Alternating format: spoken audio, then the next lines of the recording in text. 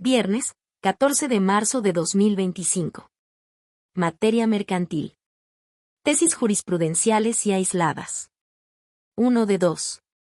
Registro digital, 203-0108. Tipo, aislada. Interés jurídico en amparo indirecto. El auto inicial no es el momento procesal oportuno para determinar si el acreedor laboral carece de él. Cuando reclama el auto que deseche el recurso de revocación interpuesto contra la sentencia de reconocimiento de acreedores, prelación y graduación de créditos, dictada en un procedimiento de liquidación judicial de una institución de crédito, si aún no cuenta con una sentencia laboral firme a su favor. Hechos: un acreedor laboral de una institución de crédito en liquidación promovió amparo indirecto contra el auto que desechó el recurso de revocación que interpuso contra la sentencia de reconocimiento de acreedores. Prelación y graduación de créditos. La persona juzgadora desechó la demanda al considerar actualizada de manera indudable y manifiesta la causal de improcedencia prevista en el artículo 61, fracción 12, de la Ley de Amparo, pues determinó que al no tener aún una sentencia favorable en el juicio laboral, carecía de interés jurídico. Criterio jurídico. Este tribunal colegiado de circuito determina que en el amparo indirecto el auto inicial no es el momento procesal oportuno para determinar si el acreedor laboral carece de interés jurídico.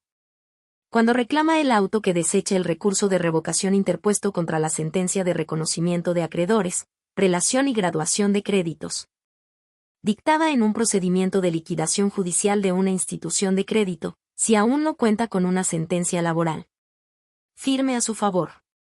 Justificación. El hecho de que la persona quejosa no cuente con una sentencia firme a su favor, dictada por el órgano jurisdiccional laboral que conozca de la controversia que siga contra una institución bancaria en liquidación, no es un motivo indudable ni manifiesto para estimar que carece de interés jurídico, en razón de que el procedimiento de liquidación judicial de instituciones de crédito es diverso a un concurso mercantil, y contiene reglas diferentes en cuanto al reconocimiento de acreedores, pues en aquel el liquidador está obligado a constituir reservas contingentes para cubrir los créditos que aún se encuentran en litigio, lo que debe estar considerado en las listas provisional y definitiva de reconocimiento de acreedores que el Instituto de Protección al Ahorro Bancario debe entregar a la persona juzgadora que conozca de aquel, y en la propia sentencia que respecto de ese tema dicte. Además, el artículo 239 de la Ley de Instituciones de Crédito dispone que los acreedores de la institución de banca múltiple por crédito sujetos a controversia ante autoridad jurisdiccional o tribunal arbitral,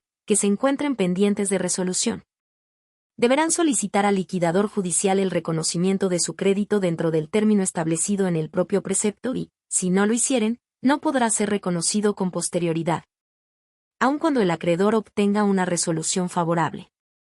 Asimismo, acorde con el precepto 251 del mismo ordenamiento, los juicios o procedimientos seguidos contra una institución de banca múltiple no se acumularán al procedimiento de liquidación, sino que continuarán ante la autoridad que conozca de ellos, pero el liquidador debe informar a la juzgadora de su existencia. Y la continuación del juicio no exime al acreedor de su obligación de comparecer al procedimiento de liquidación judicial a solicitar el reconocimiento de su crédito.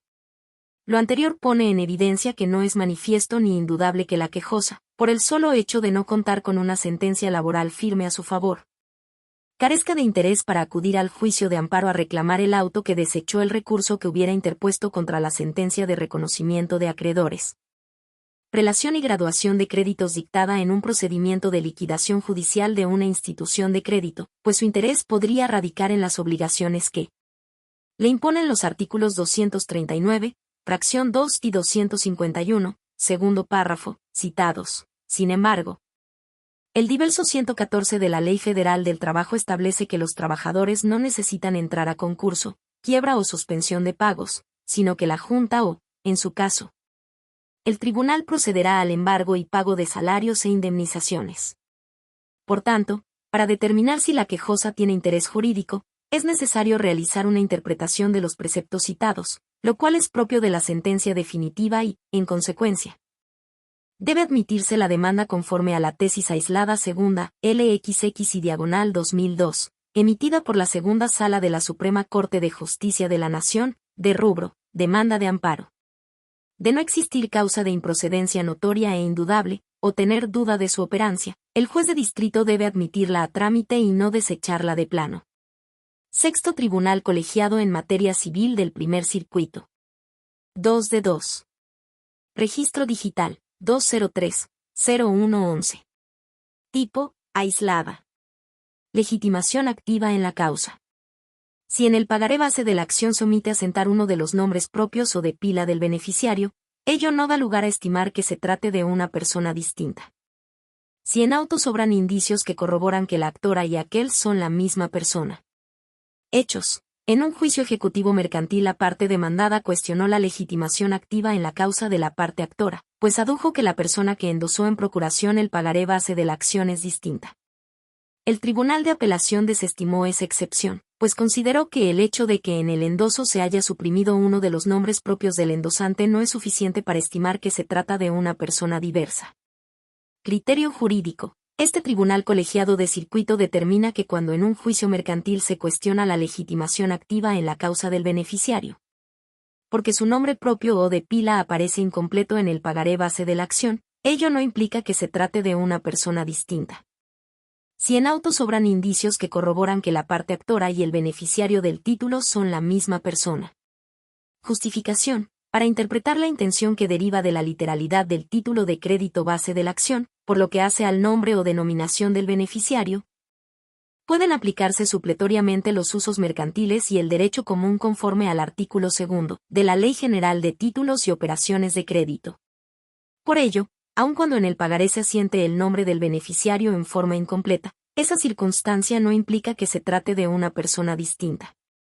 Si en auto sobran indicios que corroboran que la parte actora en el juicio y el beneficiario del título de crédito son la misma persona.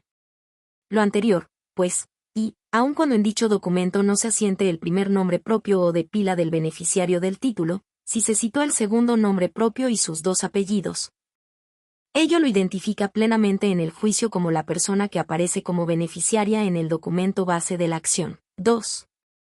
La omisión de asentar en el pagaré el primer nombre propio o de pila del beneficiario del título de crédito no puede dar lugar a que se estime que el actor y el beneficiario del título de crédito sean personas distintas y que, por ende, el actor carezca de legitimación activa en la causa, máxime que la citada ley no establece la prohibición de citar incompleto el nombre de la persona beneficiaria. Y 3.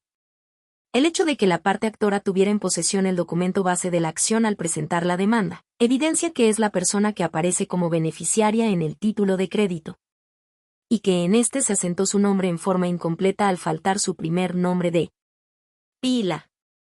En consecuencia, el documento base de la acción, por sí solo, es suficiente para demostrar que el actor tiene legitimación en la causa para ejercer la acción de cobro. Lo anterior es acorde con el principio de literalidad que rige al pagaré, porque el artículo 170, fracción 3, de la ley referida, solo establece como requisito el señalamiento del nombre de la persona a quien ha de hacerse el pago, pero no exige que necesariamente el nombre de la persona respectiva deba señalarse completo. 11º Tribunal Colegiado en Materia Civil del Primer Circuito.